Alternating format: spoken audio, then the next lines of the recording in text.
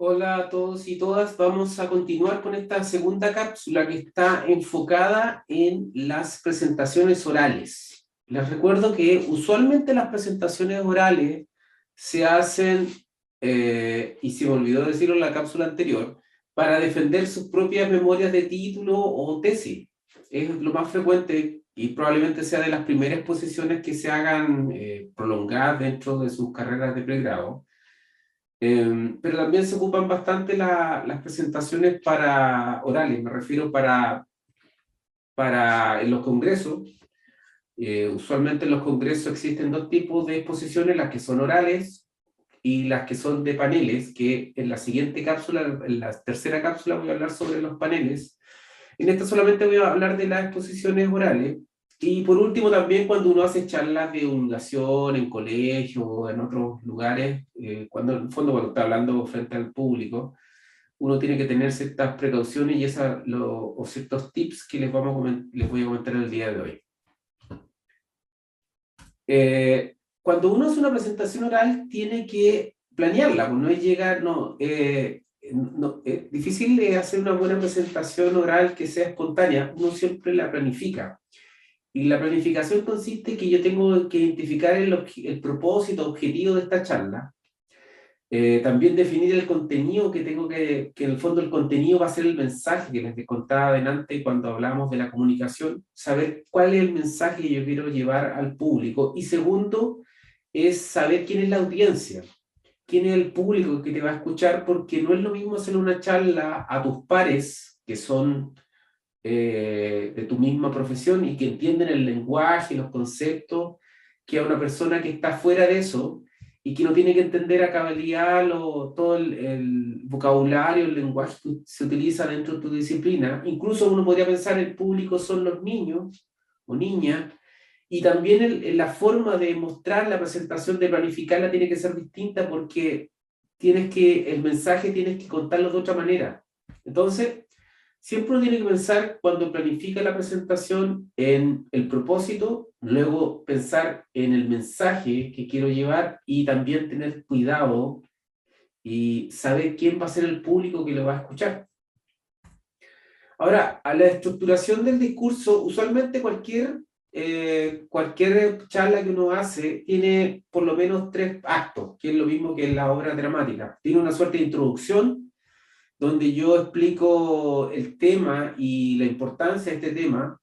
Después está la parte central, que es como el núcleo, donde usualmente uno habla de los diferentes componentes y las cosas que se hicieron dentro del tema que se está efectuando la charla. Y por último, siempre uno tiene que hacer una suerte de cierre, una suerte de recapitulación donde se resumen las cosas que se dijeron antes en la exposición, de manera que el público les quede claro el mensaje al final. ¿Qué es lo más difícil? Y esto lo dicen siempre los expertos: el comienzo y el final. Porque el comienzo tiene que ser que tú rápidamente atraigas la atención del público que te está escuchando. O sea, tienes que partir bien, pero también tienes que cerrar bien. La otra parte difícil siempre es cerrar. Y tiene que ser como el tango. Cuando termina un tango dice tan, tan. Bueno, la exposición tiene que terminar igual así, con un tan, tan. Eh, Usualmente para hacer estas presentaciones orales, la gente se vale de diferentes tipos de software, y está muy de moda hoy en día hacerlo a través de presentaciones de diapositiva. Y existe una serie de programas aquí, no voy a entrar en tanto detalle, pero probablemente todos ustedes conozcan PowerPoint y lo han usado muchas veces. Existe también el Prezi, que es otro tipo de software que uno puede hacer animaciones, también muy entretenido para los que les gusta eso. Emails o Pictochart, que yo en realidad no lo he ocupado, los muestro acá, pero sé que existen.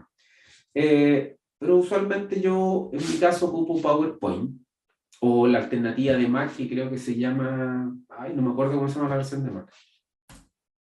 Ahora, para hacer un buen diseño de la diapositiva, es bueno tener en cuenta la visibilidad, que esto se vea, parece medio obvio, pero a veces las cosas hay que pensar en el tamaño de las letras, etcétera, que hay una suerte de equilibrio entre las imágenes y las tablets, la fotografía, que hay un cierto énfasis, y para eso es bueno siempre que todos tengan el mismo formato. Cuando uno hace una presentación, es bueno que no mezclen los formatos.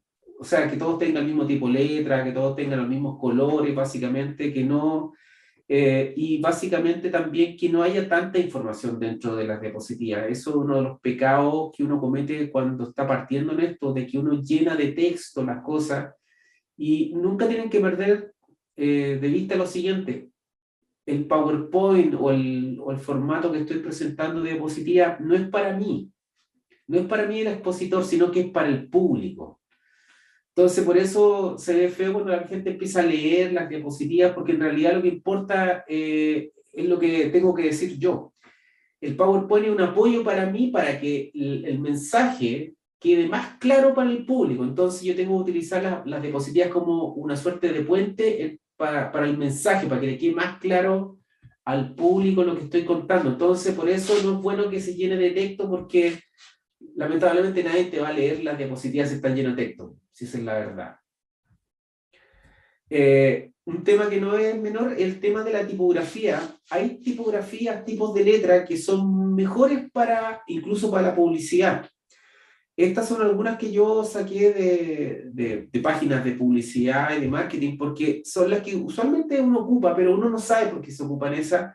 Como dice acá, hay que ocupar letras que son de la tipología que se llama sans serif, y ahí les coloco aquí algunas: la Arial, la Times New Roman, la Calibri, quizás la que he escuchado siempre y es la que me gusta ocupar a mí harto. De hecho, en esta diapositiva la letra que estoy ocupando es esa, es la helvética. Helvética es una de las, siempre se recomiendan ocupar este tipo de letras, porque incluso entiendo desde una perspectiva psicológica, son más útiles para lograr que se entiendan los mensajes, más que otro tipo de letra. ¿Qué letra no usar? No usen Comic Sans. Se ve bonita, parece simpática, pero no la usen. Nadie la usa cuando uno sabe de exposiciones, porque es un tipo de letra que no es ideal para transmitir visualmente conocimiento. No la usen, Comic Sans. Y lo otro es que el tamaño de la letra también tiene que ser grande. Aquí se plantea la diapositiva que sea mínimo 24 de tamaño y ahí para arriba. O sea, mientras más grande mejor. Tiene que pensar que a veces la gente está distante y eh, hay ciertas reglas métricas de cuánto tiene que medir un tamaño de letra para que se vea a cierta distancia, pero siempre recomiendan que sea por sobre el tamaño 24 en estos editores de imágenes o de como el PowerPoint. En la utilización, por supuesto, de elementos gráficos, tablas, gráficos, y que los gráficos que sean amables también. Vamos a conversar en otra cápsula también sobre gráficos, porque es algo a lo que yo me dedico también acá en la universidad. Diagramas de flujo o fotografía, porque usualmente uno puede contar una historia de manera más certera utilizando este tipo de elementos gráficos que solamente colocar texto, porque el texto finalmente es lo que estoy diciendo yo. Entonces muchas veces no es necesario colocar ni texto, sino que colocar imágenes, porque lo más importante es el relato que estoy haciendo yo al público. ¿Qué otras recomendaciones? Es bueno también tener un buen contraste de fondo y figuras y letras. Hay colores que tienen buen contraste, por ejemplo, colocar letras amarillas con un fondo negro, o letras amarillas con un fondo azul, son buenos contrastes, o el verde con el negro, no sé, o sea, no el verde con el naranja con el negro, son buenos contrastes de colores. Uno tiene que ver ahí cuál es el que mejor se acomoda a las necesidades de ustedes. Y tiene que ser un poco armonioso la diapositiva. Lo que no es bueno, y esto se lo coloco acá, es que no es bueno ocupar esas transiciones o animaciones que trae el PowerPoint. Yo sé que al principio a todos nos gusta que las letras salgan dando vueltas, que las diapositivas aparezcan así de lado, o que salgan así dando unas vueltas. No es bueno, porque al final eso es puro, como diríamos, es pura chaya, es puro efecto digital, porque lo importante es lo que estoy contando yo. Entonces, piensen ustedes, una película no es buena porque tiene buenos efectos de CGI, es buena porque el argumento de la película es bueno. Aquí es lo mismo. Todos esos efectos de transiciones y efectos de animaciones son pura chaya, puro efecto CGI, pero en realidad lo que importa es el argumento de la exposición. Y como dice aquí también, tampoco es bueno utilizar tantos colores cuando se usan en las diapositivas. ¿Algún otro consejo para ir terminando con esta cápsula?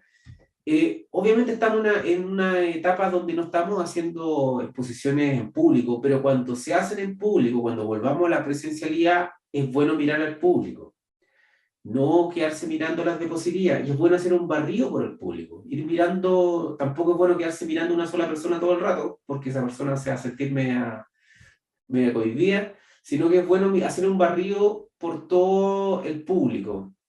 Mucha gente habla de ir de izquierda a derecha, etcétera, pero lo importante es que uno vaya viendo a todo el público. Hay que sacarle partido a las diapositivas y a veces es bueno mostrarles, es decir, hay gente que le gusta acercarse al escenario y mostrar así con el dedo, con un puntero, lo que está contando en la diapositiva. Eso es bueno porque eso hace hincapié en ciertas ideas que están dentro de la diapositiva. Lo otro bueno también, como dice acá el número 3, es saber o conocer bien el mensaje de la diapositiva. Porque cada diapositiva que uno va armando tiene un mensaje que uno va armando en el hilo conductor de tu exposición. Y es bueno saber inmediatamente de qué tengo que contar en esta diapositiva. ¿Por qué? Porque si no, muchas veces cuando la gente no lo tiene claro, empieza a darse vuelta y puede quedarse pegado 5 o 6 minutos con una diapositiva. Lo bueno es que las diapositivas se pasen relativamente rápido. No es bueno quedarse más de un minuto con una diapositiva contando, a menos que sea una cosa muy específica, pero usualmente las diapositivas tienen que ir pasando tampoco tan rápido, pero tampoco tan lento. Lo mismo que mencionaba anteriormente, no es bueno utilizar estos efectos o transiciones. Mientras más simple, mejor. Ocupen el principio y la parsimonía para hacer presentaciones. Y también usar buenos contrastes de colores. Y por último, ya para ir cerrando, es bueno ensayar, porque el ensayar implica que yo voy a sincronizar lo que yo digo con los tiempos. Y todo depende cuánto tiempo uno tenga para hacer las exposiciones. En los congresos, por ejemplo, uno tiene 10 minutos. Para los seminarios de título, la gente tiene 20, 25 minutos, quizás media hora, pero siempre es bueno tomarse el tiempo porque no es bueno pasarse los tiempos. Y también uno se da cuenta también de si algo lo está diciendo mal, no queda claro, siempre es bueno ensayar, no solamente ensayando solo, sino mostrárselo a sus propios profesores o incluso compañeros. Acá hay unas recomendaciones de tiempo, pero usualmente uno tiene que pensar que una diapositiva tiene que durar al menos un minuto. Entonces, si yo tengo 10 minutos, tengo que tener al menos 10 diapositivas. Más o menos esa es la lógica. No quiere decir que sea una regla de oro, pero es lo que uno tiene que mantener más o menos cuidado. También, como sobre todo en las presentaciones que son presenciales, hay que tener cuidado en la presentación personal y la vestimenta que tienen que ir de acorde a la ocasión. Aquí este perogrullo, pero uno usualmente cuando presenta sus defensas de seminarios de título, tesis, no tiene que ir formal, no con chalas hawaianas ni con polera. También es bueno evitar las muletillas y eso se corrige ensayando. A todos nos salen muletillas. De hecho, yo estoy seguro que durante esta exposición dije básicamente como 20 veces, porque es mi muletilla. Conozcan sus muletillas y traten de ocuparlas poco. Y también hay bueno también tener una suerte de cadencia en la voz y tener una cierta velocidad que no suene como un robot que uno está repitiendo así con una voz, lo he visto, por eso se los digo. Y eso todo se logra a través o mediante los ensayos.